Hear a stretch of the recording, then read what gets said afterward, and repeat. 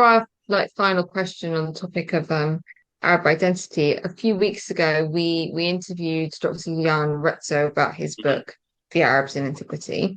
And you note in your work that Dr. Retzo completely sidelines the history of the Japhanids and the Nasserids in his investigation of the historical semantic evolution of the term Arab. Why do you think he did not include them, despite the fact that his work is a collation of a wide variety of sources? And what impact does this omission have on his argument?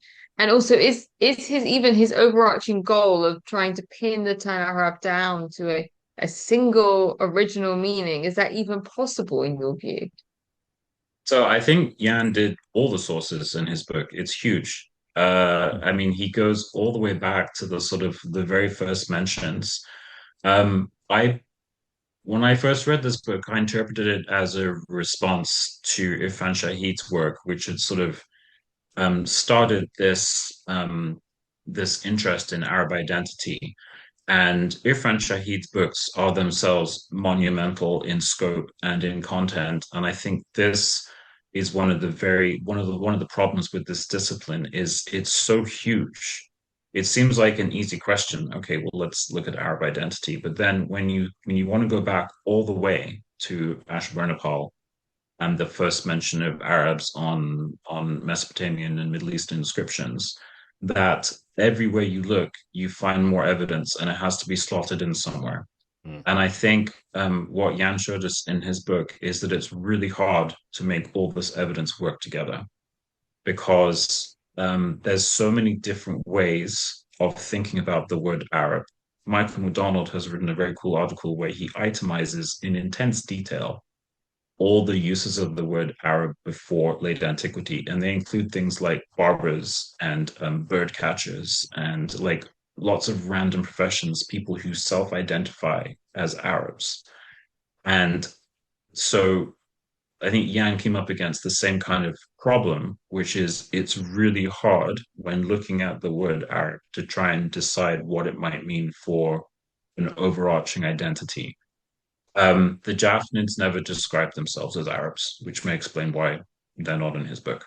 And we should also mention here that there's a big debate, which he goes into, and which others have talked about whether the Nabateans were Arabs and whether the Palmyrenes were Arabs.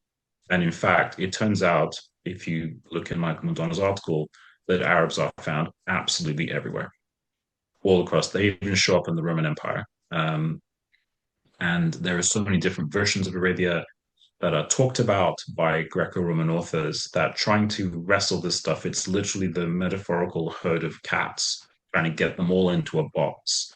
And at the end of it, you have so many different meanings for this one troublesome word, which has caused so much trouble over the years, trying to understand what it means, that you sort of have nothing. And that's why you end up having skeptics like me and then super skeptics like Peter Webb, because at the end of it, you're saying, well, it doesn't mean anything at all, Right.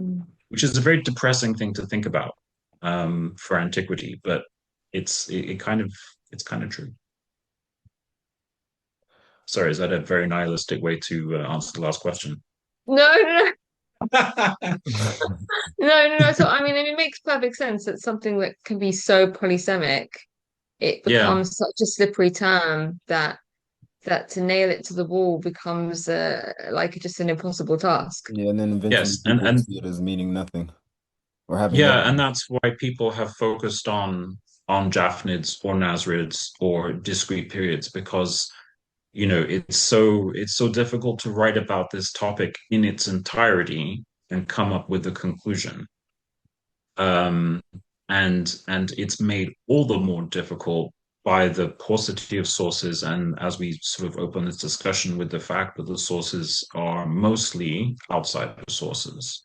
And so then not only do you have to deal with this paucity of sources, you have to take into account all the different biases because you have ecclesiastical, political, Roman, Greek, Syriac, Arabic, Persian, everything, everything coming with its own set of biases, preconceptions, and from all different periods. I mean, it is a maddeningly difficult topic to write about.